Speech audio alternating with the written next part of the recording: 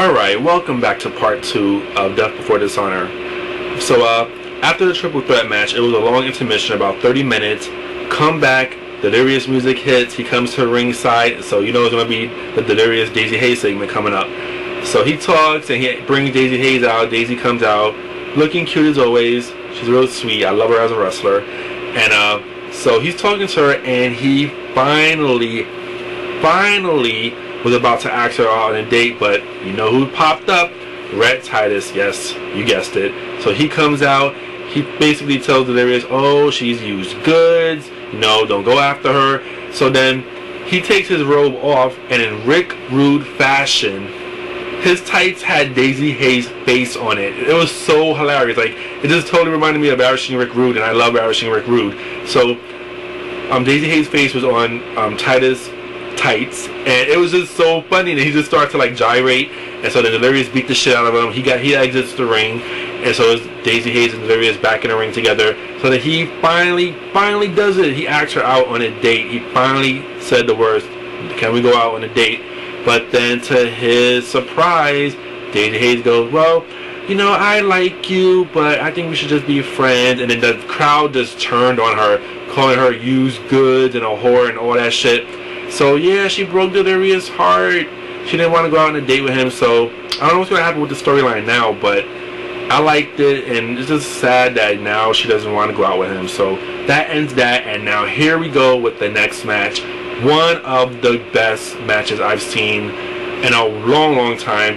Noah challenge match. You got Go Shiozaki versus Noachimi Marufuji, and I'm glad I said his name right. This match was very hard-hitting. Both guys came out there to bring it. I mean, they were kicking the shit out of each other, chopping the hell out of each other. It was awesome from start to finish. It just flowed so well together, and the crowd was so pumped that they were really into this match. I mean, it just worked out on all ends. And I thought that Go Shiozaki was going to win this. I kind of wanted him to win this, but to my surprise, Marufuji won, and he won in such like convincing fashion. I mean, he did that. You know what his finisher is? It's called the pole shift, which is basically a fisherman suplex and then some Michinoku driver. So he did that to Go Shiozaki to finish him off, which was really good. It was really impressive, and the crowd just loved it. I mean, they were like, "This is the best match ever," and like it was like they were so into it. They gave both guys standing ovation. You know, after the match was over, they both shook hands in a way. Like he helped them up because Go Shiozaki was just so like, you know, he was out of it. He was dazed out after that. The pole shift was applied to him. So everyone, you know, gave Go Shiozaki a standing ovation. They clapped for him, and it was a really good match. And I definitely gonna have to give this match. Wow, I'm gonna have to give this match 3 3/4 stars. I mean, it was so close to a 4. It was just so awesome. But oops, there goes my web camera. Okay, there we go. So yeah, it was so close to being a 4, but it was an amazing, awesome match. So next, you got the Dream Tag Team match. The Motor City Machine Guns, Chris Sabin and Alex Shelley against Kevin Steen and El Generico. Olay! This was a fun match, and of course the crowd was into it. You know, everybody was all on top of, you know, Motor City Machine Guns cheering for them. But then halfway through the match, they started to boo them, and then a huge "Fuck TNA" chant started to erupt. Fuck TNA, fuck TNA, fuck TNA. And then Alex Shelley just looked at the crowd and goes like this. Like that, like he didn't know what to say. Like, it was so funny because, you know, in the back of his mind, he probably saying, "Yeah, fuck TNA, I hate TNA, but I'm here unfortunately." So it was a fun matchup. You know, all the guys were just working well together. Fast-paced action, hard-hitting action. You had some good flow to the match. El Generico was working really well with Alex Shelley. One part of the match was surprising though was, you know, Kevin Steen and Alex Shelley started to go at it. They were like taunting each other, and they just started to throw like snot rockets at each other. It was like this, I can't even do it, but it was like they were throwing snot on each other basically and spit on each other like back and forth, which was like really disgusting. But it was like, wow, it was really like cool to see though in a way. So it was like these guys was really intense. But yeah, I mean, they was going at it, and it was just a fun matchup. I mean, it's hard to explain how great it was. I mean, it just flowed very well, and I just wish to see more Motor City Machine Guns in ROH. Man, we need to see them in ROH. But towards the end of the match, it was Kevin Steen and Chris Sabin in the ring, and Kevin Steen locked on the sharpshooter, and Sabin tapped out, and it was a good match. I mean, it was really, really good. But one more part of the match, El Generico did a brainbuster off the top rope on Alex Shelley. Woo! Alex Shelley's head hit the turnbuckle, the top turnbuckle. Wow, that was a vicious move. And he was out. Like, I don't know. I guess it was kayfabe, but he played it really well. He was knocked out, unconscious. Even after the match was over, he was still laid out. He was like unconscious, not moving. And it was that move is so dangerous to take. But wow, what an incredible move to see in person.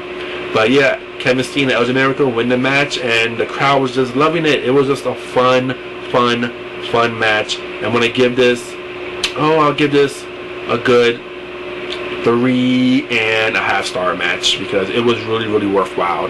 I loved it. I enjoyed it. So now on to the main events of ROH's Death Before Dishonor 6. We got a fatal 4-way elimination match. The champion Nigel McGuinness defending his title against Claudio Castagnoli, the American Dragon Bryan Danielson, and Angel of the Falls Tyler Black, who also was the co-tag team champion with Jimmy Jacobs. This match, wow. I was hoping they would go at least a good 30 minutes or so, at least 40 minutes. And it was a pretty long match. It was really, really good. All 4 guys started to fill each other out. You know, Nigel, being the great heel he was, he went to all of them at first, shook their hands. You know, Claudio and Bryan shook his hand, but Tyler didn't want to shake his hand. And so, after, they were all, filling each other out. And after Nigel was getting into the ring, after he started getting into trouble, he just started to go into anyone, just tagging them in the match out of nowhere, surprisingly just tagging them. It was so funny how he just kept coming out the ring, and then Bryan let them do all the dirty work. So I would say a good 8-9 minutes into the match, it was Bryan Danielson and Claudio Castagnoli in the ring, and Claudio went for a European uppercut, and it was reversed, and Bryan Danielson caught him into kind of a small package kind of move and got the win. He pinned him, so Claudio was the first person eliminated. So they shook hands after it was over, but then I noticed Claudio stayed in the ring. So I'm thinking, okay, something's going to happen here. Claudio stayed in the ring. What's he going to do? So sure enough, he yelled out Bryan Danielson's name, charges at him with a kick to the face, then just started wailing on him, punching the shit out of him, beating him up, got a chair, put his face, Bryan Danielson's face on the chair, and then he just stomped it with his head in the chair. I mean, it was brutal, and Claudio snapped. He snapped, and now I guess he's going to be a heel. You know, they had to get people from the back to try to calm him down, but he was trying to go after everyone, so he fucking went crazy and snapped. And mind you, Nigel's on the outside floor just loving every bit of this, loving it. So after all the officials left and Claudio left, you know, Tyler Black was still on the outside floor. I guess he was hurt. And Nigel came in the ring just to pick up the pieces, basically. It was just easy pickings for him. Picked him up, gave him a jawbreaker lariat. 1, 2, 3. Bryan Danielson has been eliminated as well. So there goes him. So it's down to Tyler Black and Nigel McGuinness. And like we've seen from Respect is Earned, the same kind of result happened. I mean, Nigel went from one lariat after another lariat after another lariat. Tyler Black kept kicking out. You know, Tyler Black went for a Phoenix Splash. He missed. Got another lariat. I mean, it was just incredible. The crowd was so fucking amped up every time he kept kicking out of those jawbreaker lariats. And then he went for his, submission hold, and he didn't get it on him. He kept reversing it. It was just so fucking amazing. Tyler Black is such a huge star. I mean, he's created such a great name for himself in ROH. I mean, he got such a big fan base. They're gonna have to turn him face soon because he's got such a big backing.